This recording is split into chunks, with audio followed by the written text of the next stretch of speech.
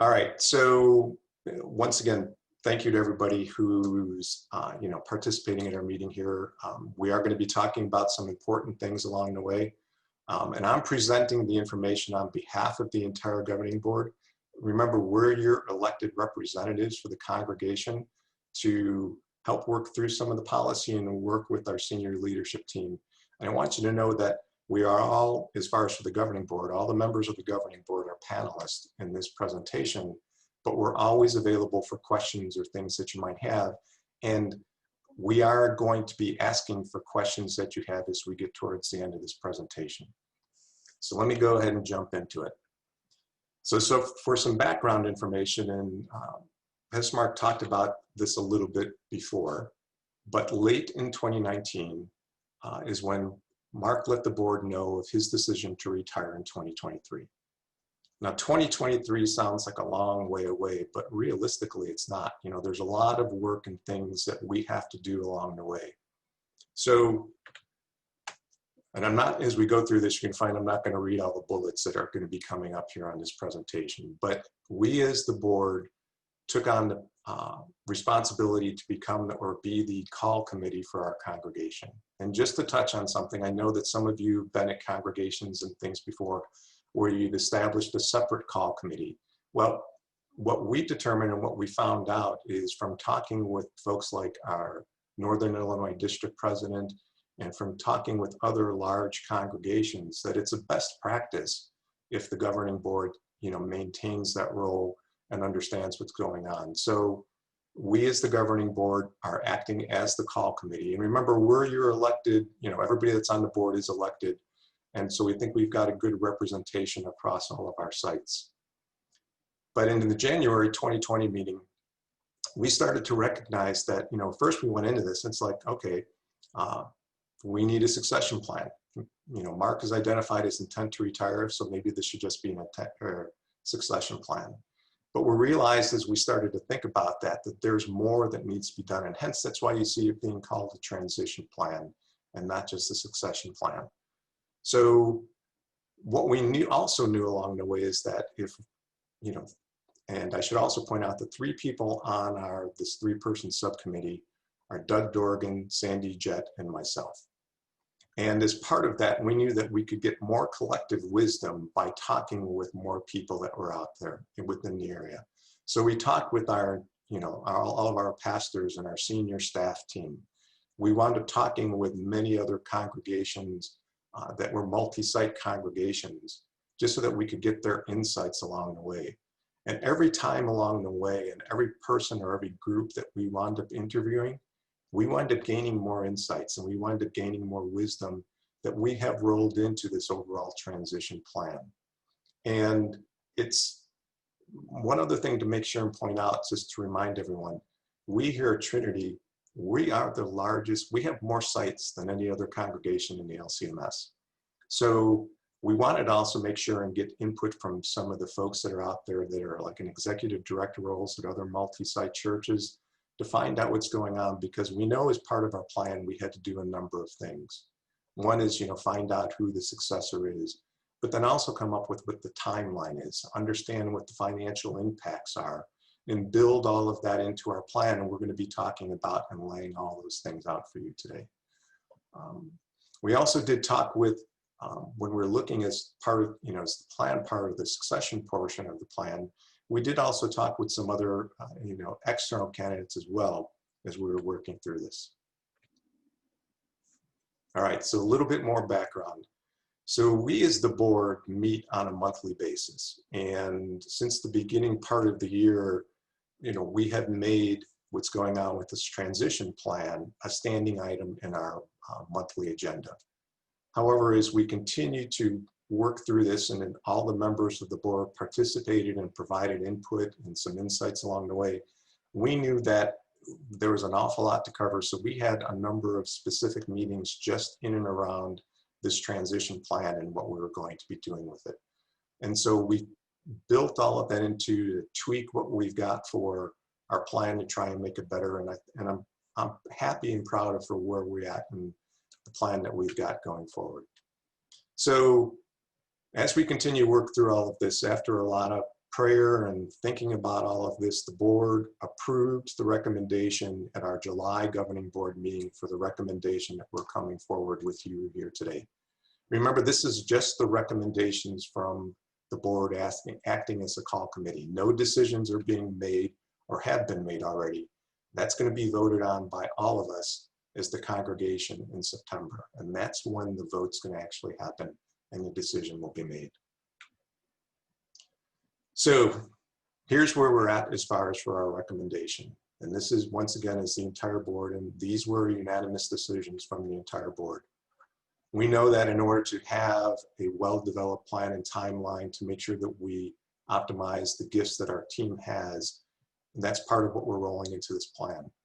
We also know that Pastor Mark, even after he retires, can continue to support our congregation and the larger church overall, just based on the gifts and ability that he has. And also from input that we received from other churches and things, that we're proposing that we select a qualified internal candidate to be the next senior pastor.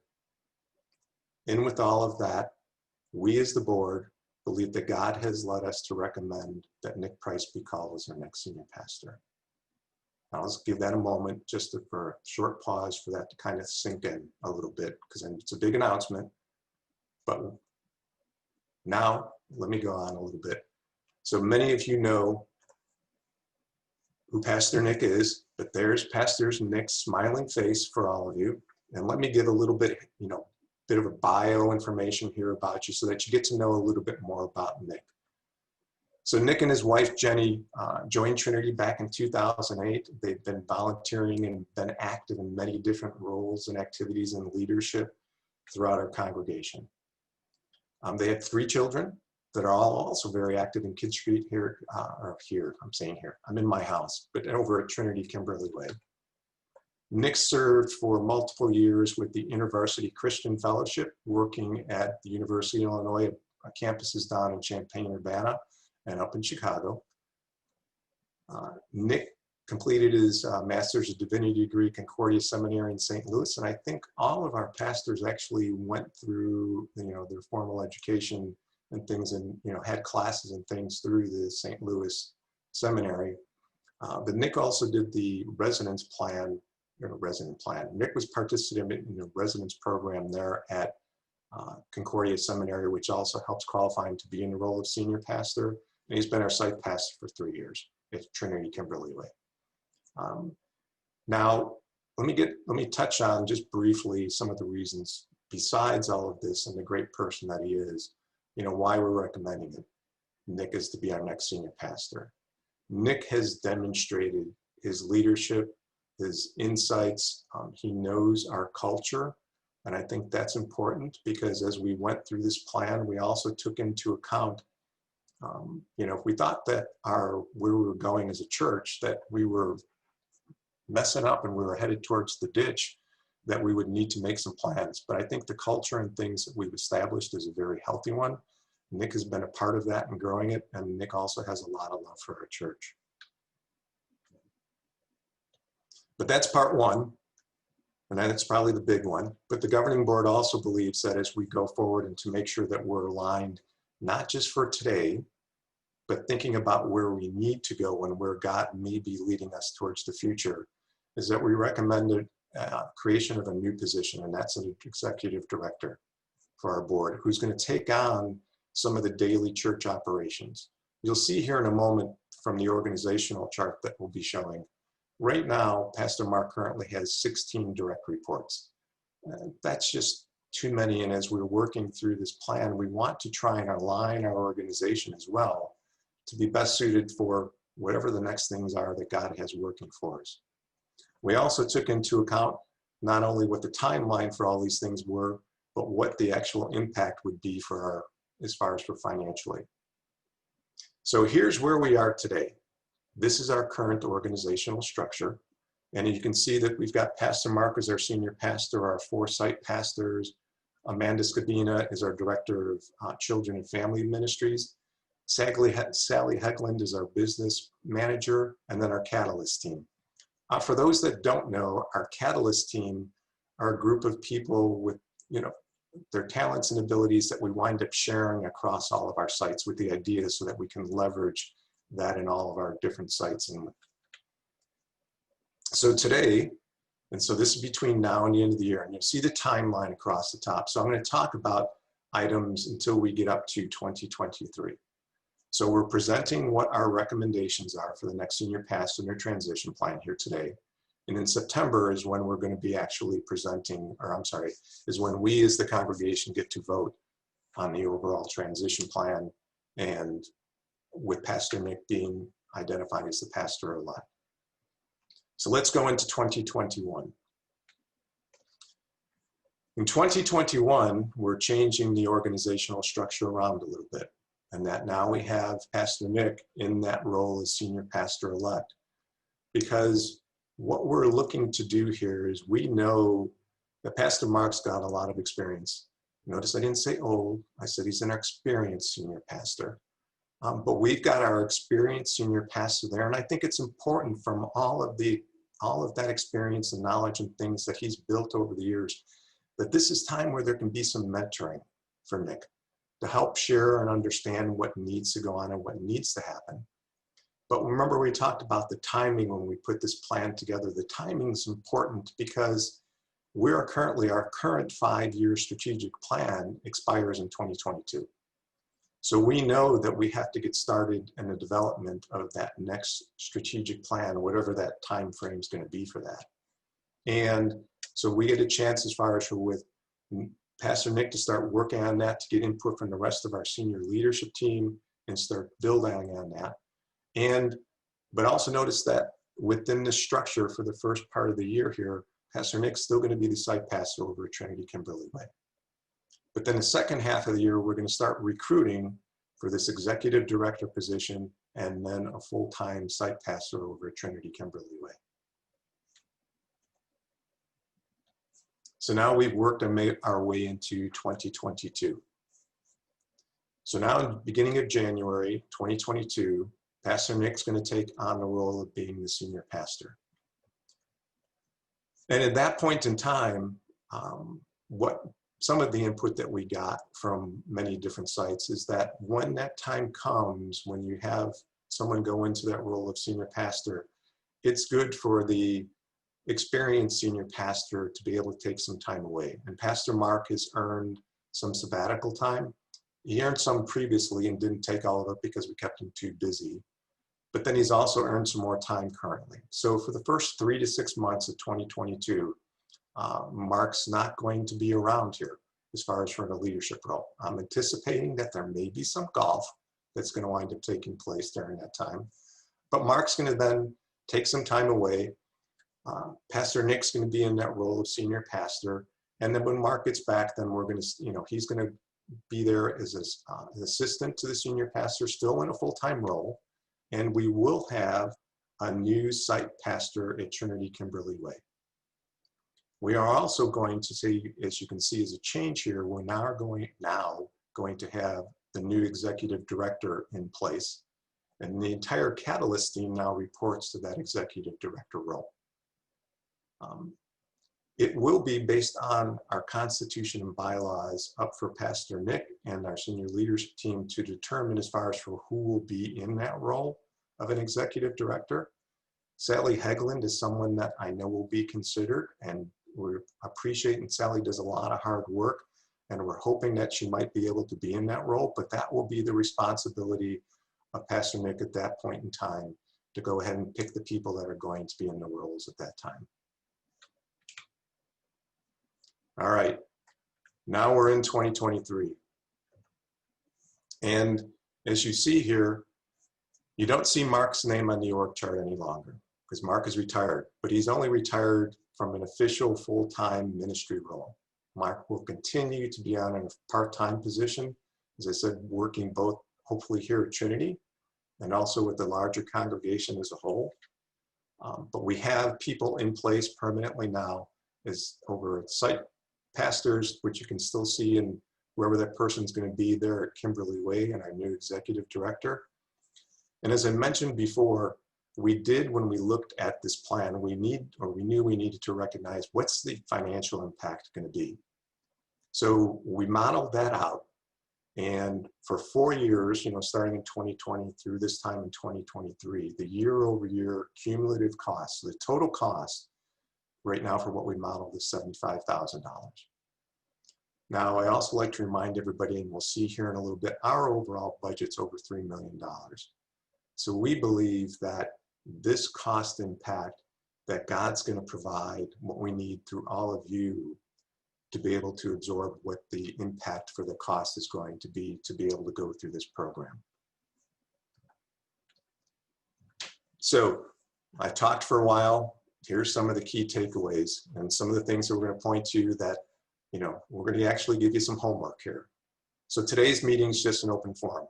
In a couple of minutes, we're going to ask and we do want to get your input and your questions because we want to make sure that we understand what's there. It's been mentioned a couple times. We're not voting on anything right now. This is our plan and we want to get your input. But here's your homework. And this was part of the design for our plan. And that is, we wanted to give everyone time to think about this.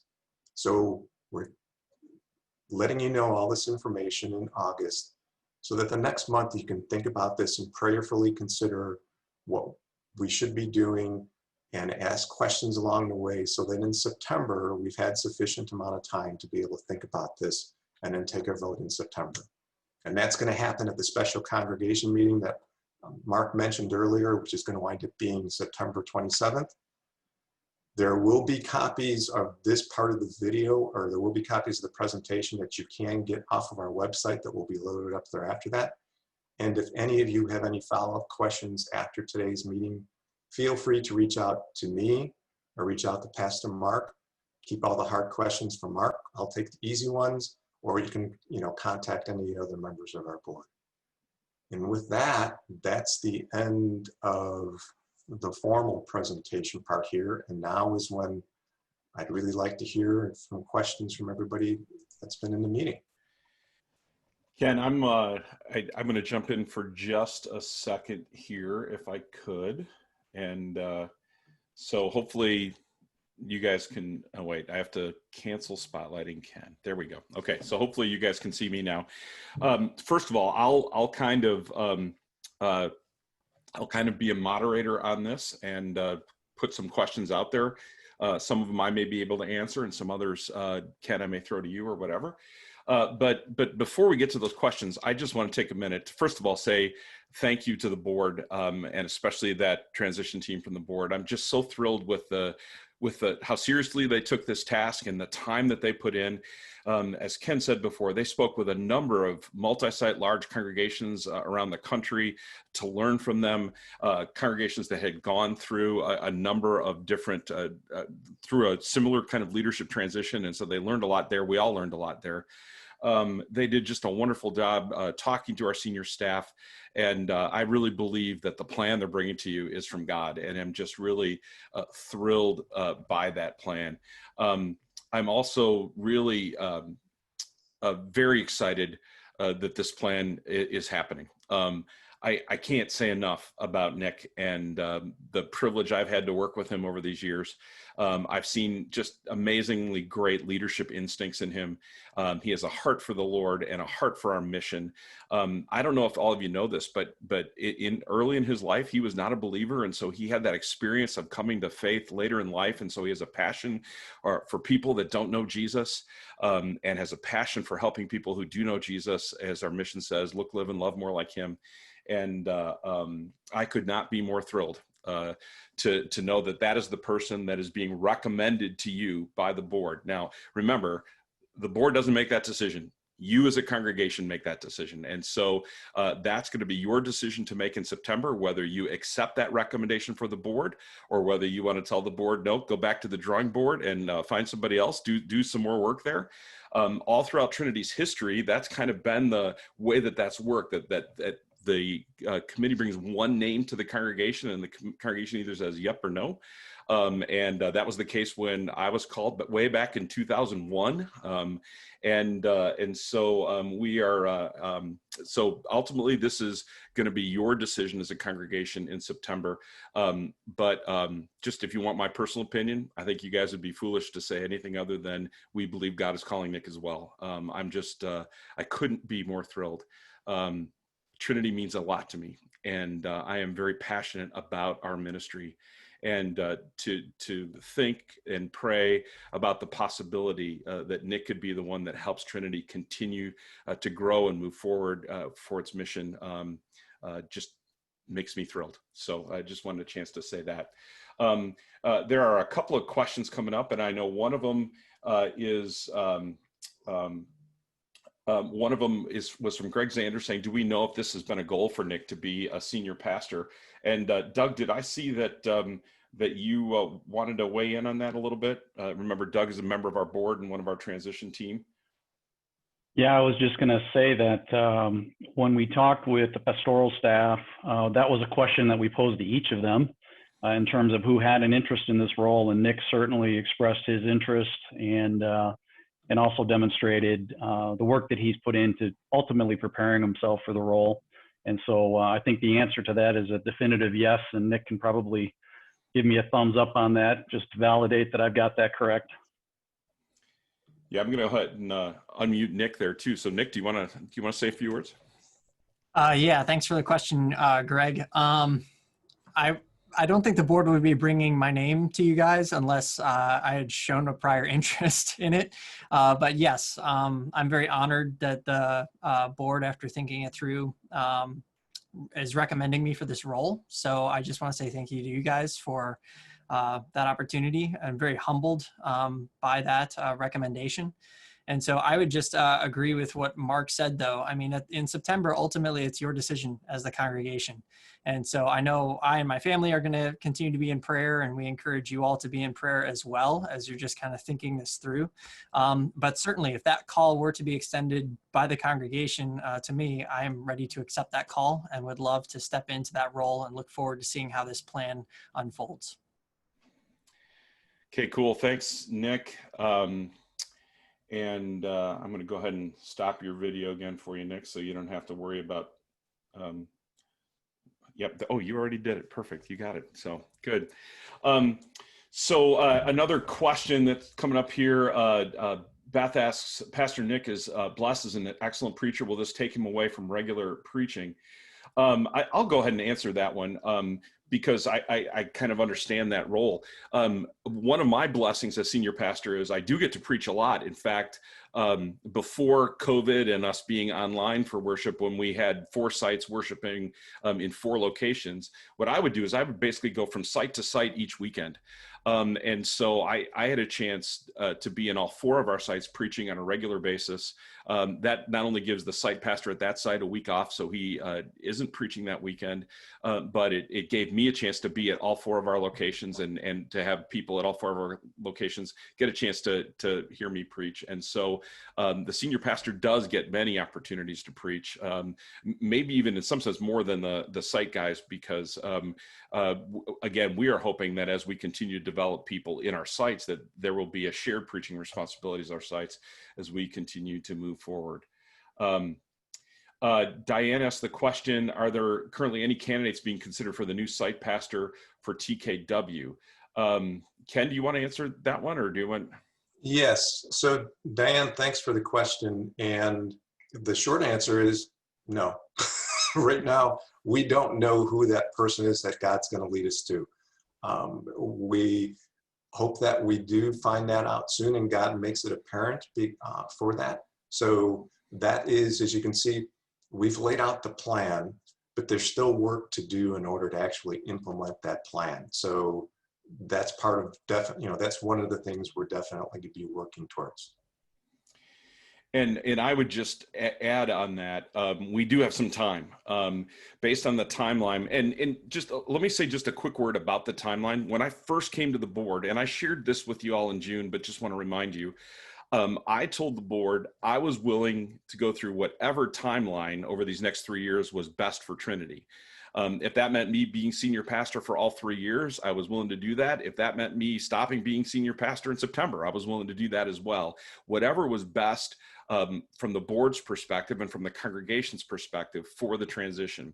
And so that timeline of a new senior pastor elect starting in January and then taking over senior pastor a year from January basically gives me about a year and a half to still be the senior pastor. I reminded the staff the other day, I'm still your boss for the next year and a half. So don't forget that. So that's a blessing, that timing. But that also means that we've got a year and a half before Nick steps full-time into that senior pastor role. Again, part-time next fall, and then full-time starting January of 2022. So we've got some time there, and we will continue to work with all the folks at Kimberly Way and with Nick and his team there to make sure that we don't drop the ball there. We want to make sure that we have someone ready to step into that role. Looking another couple other questions. Can you explain a bit more about the executive director role duties? How does the board see this new position help in the work of the senior pastor? Having executive director, senior pastor certainly growing in popularity and makes sense. So I don't know, Ken, do you want to jump in on that one as well? Sure. And if anybody else has, Doug or Sandy or any other folks on the board want to chime in, please do. So this executive director, if you remember right now in our current structure, the entire Catalyst team winds up reporting to the senior pastor position. So all of those people and the responsibilities for managing that part of the team would then roll in underneath that executive director position. And that person is also going to be, so that's some of the new responsibilities that go along with it, along with assuming the responsibilities of the position of the business manager position that we currently have in place right now.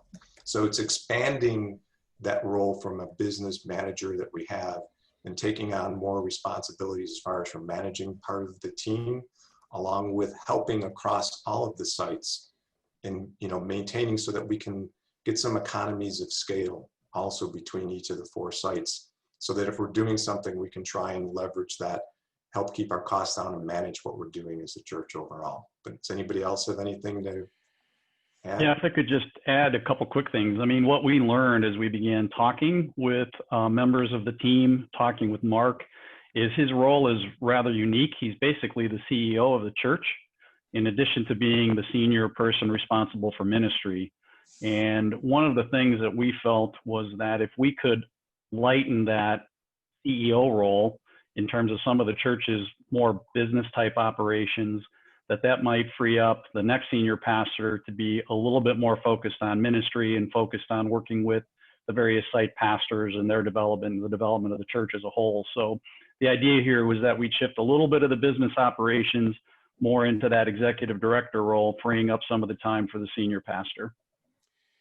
And I guess the one last thing I'd add on this question is this isn't exactly a new thing here at Trinity. When I first came as senior pastor back in 2001, some of you may remember we hired Sandy Jett to come on board as the executive director to help me with managing staff. At that point, I had only managed a staff of 2 people, and we had a much larger staff than that, and I needed some help and needed to learn some things about how to manage staff. And so we were blessed to have Sandy come along and have a chance to help me with that. So it's not a new thing. I also want to just weigh in a little bit here. Sherry's asking if Sally did become the executive director, and certainly we would love to see that happen. We're not sure if God knows for sure that if God's told Sally for sure that she's being led to that. She's certainly got time to think and pray about that. And some of that will be up to the new senior pastor. If indeed that is Nick, if you as a congregation choose Nick in that role as is being recommended, he's certainly going to need to be able to weigh in on that, someone who's going to be reporting directly to him and working directly with him as well. But we would certainly at that point take a look at Sally's existing responsibilities and see which of those would stay in the executive director's hands and which of those might go to a part-time controller or something like that. We would certainly sort those out. The last thing we want to do is take a role that the board has decided is too big, and I agree, 15 direct or 16 direct reports is a lot. We don't want to take a senior pastor role and make it more manageable, only to put someone in an executive director position that is too big and not manageable. So we would certainly be careful about that. Walt is asking, were any external candidates considered for the position of senior pastor? I think the short answer to that is yes. I don't, Ken, do you want to say anything more about that? Yeah, I mean, we did take a look at and talk with some other people and, tried to narrow it down as far as for who would be the right external candidates to talk to as well. One of the things that, and this is, I guess, being a little bit blunt, one of the things that we found out from talking with multiple sites is that somebody doesn't sometimes, as a pastor, want to come in to a site if they want to take on that multi-site leadership type of role, unless they get to kind of form it in their own play, in their own, structure and manner. And we had one person tell us that it was basically, if you think you need to make change, that's fine, but I don't want to come in and work with, work underneath the structure and everything that's, working the right way. So if you think that that's, if you think the direction that you're going is following where God wants you to go, then, I'm not the guy for you. So we did also look at that. And then there's not that many people that are out there right now that actually have the skill sets and abilities that they need to manage a multi-site or, be the senior pastor of a multi-site church. Or if they do, then sometimes they don't have the desire or they're already in that position. So yes, we did take a lot of that into consideration as we identified as far as for when we talk with our external candidates. Tanya's asking, does Nick need to take any formal education courses to prepare? Will this be on-the-job training during the transition? Well, one of the things, let me take this one a little bit here, and if one of you guys wants to weigh in, please do. One of the things that we've been helping Nick do along the way, just because one of the things we tell staff all the time is your job is to be finding somebody who could replace you someday. In other words, we're always looking to try to give people the education and the skills they need to move forward from wherever they're at in the congregation, whether that's a small group leader, whether that's a small group member, whether that's a small group coach, whether that's a volunteer in our music ministry. We're always looking to help people grow. And so one of the things Nick has been a part of already is something called the Pastoral Leadership Institute Senior Leader. And so that senior leader program was a 2-year program that Nick participated in to help him grow his gifts, so that if at some point, either here at Trinity or somewhere else in God's kingdom, God called him to be a senior pastor, he would have some of the education and things he needed. That said, I'm also really excited about the idea that Nick would be our senior pastor-elect with me as senior pastor for a year. And we would have a full year to work side by side intentionally to give him the specific skills that that God wants to continue to develop in him to succeed well in that role. We do believe, but I'll tell you this, you still don't know what you don't know. And for me, the learning curve was pretty big my first few years. It still is. I mean, this year has been probably the biggest learning curve ever. And so one of the things you look for in a senior pastor is someone who is a lifelong learner and is always seeking to learn and grow. And we certainly see that in Nick. Greg asks, Mark, will you still preach after 2023? And I think I got it right every time this year. I think in June, I kept saying 2013, like I had lost a decade somewhere along the way.